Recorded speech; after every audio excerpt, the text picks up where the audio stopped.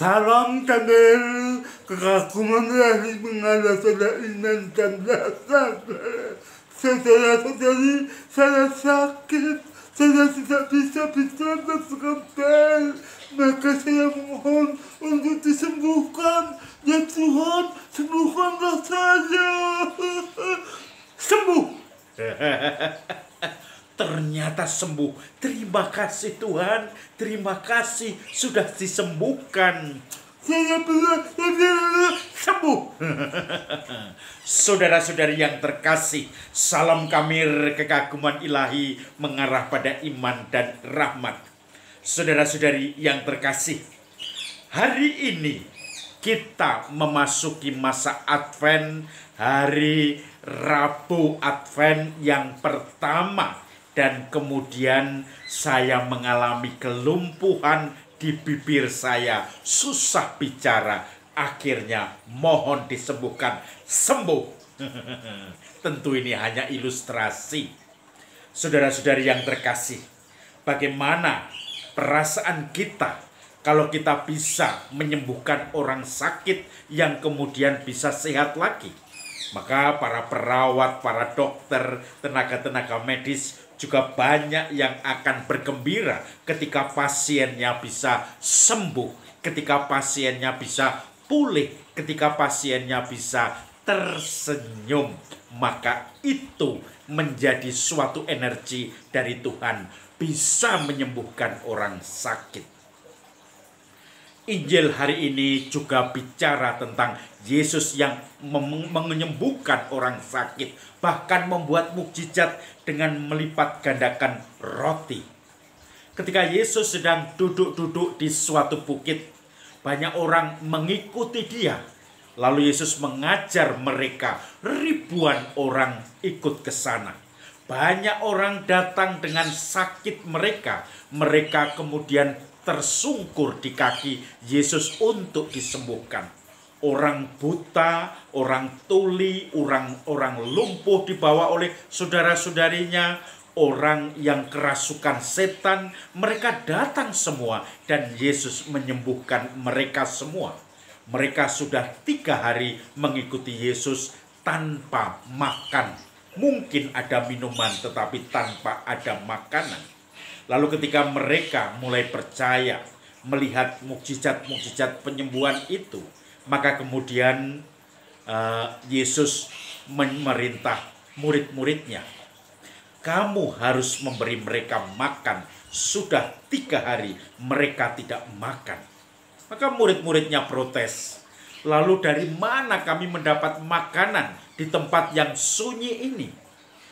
Apalagi banyak orang seperti itu, bagaimana kami bisa memberi makan? Lalu kemudian Yesus bertanya, apa ada roti di antara kamu? Kami mempunyai ada 7 roti dan sebagian ikan kecil-kecil saja. Beberapa ikan ini hanya kecil, tidak mungkin cukup untuk kami sendiri aja, tidak cukup. Lalu Yesus mengatakan, bawa kemari. Lalu Yesus mengucap syukur dan kemudian membagi-bagikan roti dan ikan itu dan diberikannya kepada para murid, dan para murid membagikan kepada orang banyak itu, dan akhirnya orang banyak itu makan sampai kenyang. Masih setelah kenyang dikumpulkan sisa-sisanya, ada 7 bakul penuh. Maka kemudian kalau kita menggambarkan angka 7 adalah angka sempurna dalam kitab suci. Artinya masih berkelimpahan. 7 bakul penuh itu menggambarkan sisanya pun masih berkelimpahan. Hanya dari 7 roti dan beberapa ikan saja. Saudara-saudari yang terkasih, pernahkah Anda dipakai Tuhan untuk menyembuhkan orang lain? Para dokter mungkin banyak sekali pengalamannya, para perawat, tetapi juga apakah kita juga pernah menyembuhkannya? Suatu saat saya itu jalan-jalan mengunjungi umat. Ada yang tentu saja mampu, ada yang sederhana. Nah, saya mengunjungi umat yang sederhana dengan warung kecil yang baru saja dibuka. Lalu kemudian seorang ibu yang tinggal di situ, hanya ibu dan anaknya. Ibu itu mulai kaget melihat saya kunjungi. "Weh Romo, Romo, mari." Dan dia dengan wajah yang kelihatannya lesu, mukanya ditekuk, dan dia mulai sibuk dengan tidak memandang saya, seakan-akan saya merasa heran. Dia terlalu sibuk, overacting sibuknya, tetapi dengan muka yang sedih. Ketika saya tanya, "Sehat-sehat kan?" "Sehat, Rom, sehat." Tetapi dia, ibu itu, langsung mengambil dagangannya di warung itu, warung kecil, diambil toplesnya, dia membuatkan minum, lalu mengambil toples lagi. Saya merasa ada sesuatu yang aneh dari ibu itu. Seakan-akan menghindar saya, walaupun sibuk seperti Marta melayani saya, tetapi menghindar untuk berbicara. Maka kemudian ibu itu yang terakhir mengambil satu toples lagi yang isi rempeyek, yang menurut saya itu kesukaan saya. Kemudian begitu mendekat, jatuh toples itu, dan biar pecah semua. Dan kemudian makanan keripik atau peyek itu kemudian langsung berserakan di lantai. Lalu ibu itu seiring dengan pecahnya dari toples itu, toples kaca, dia langsung terduduk dan menangis. Dalam bahasa Jawanya, nangis guguk, menangis terseduh-seduh, dan lama tidak bicara, tidak bisa bicara. Saya hanya mendekati, "Sabar ibu, ada apa?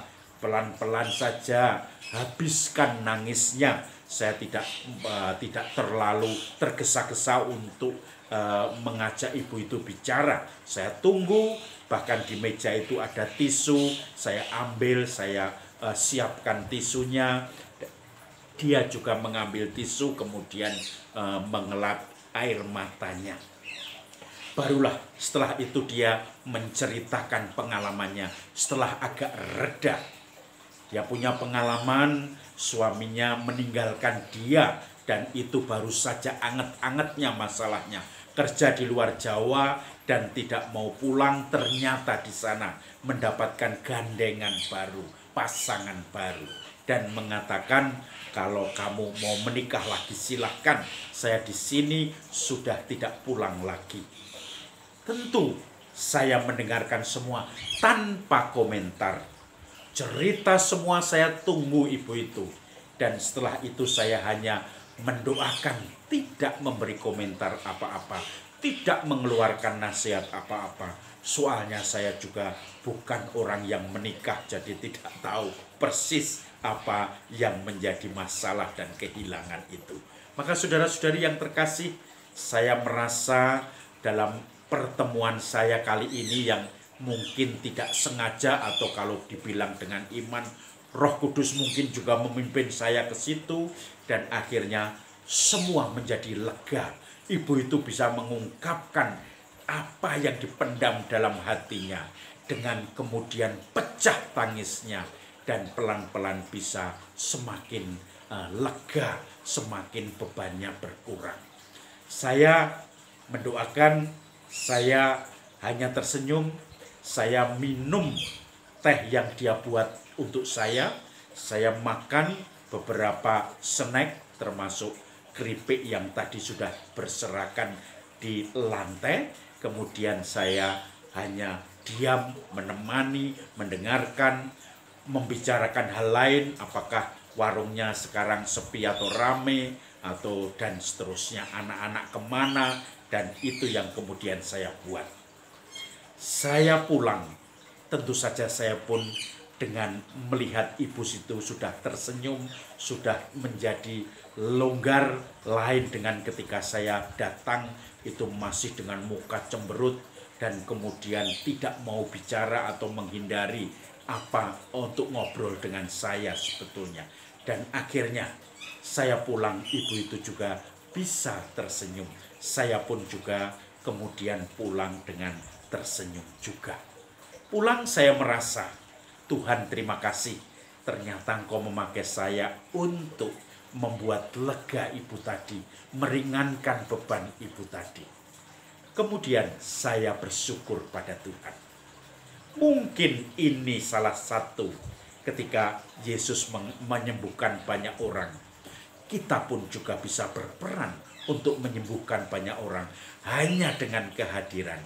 Tidak memberi masukan apapun, nasihat apapun, hanya mendengarkan.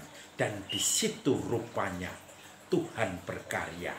Dan terima kasih, ibu itu menjadi lebih longgar lagi. Saudara-saudari yang terkasih, kita diutus untuk menyembuhkan orang sakit, untuk meringankan beban orang-orang yang ada di sekitar kita. Semoga kita semua menjadi alat Tuhan yang senantiasa membawa kabar gembira. Salam Kamir, kekaguman ilahi mengalah pada iman dan rahmat.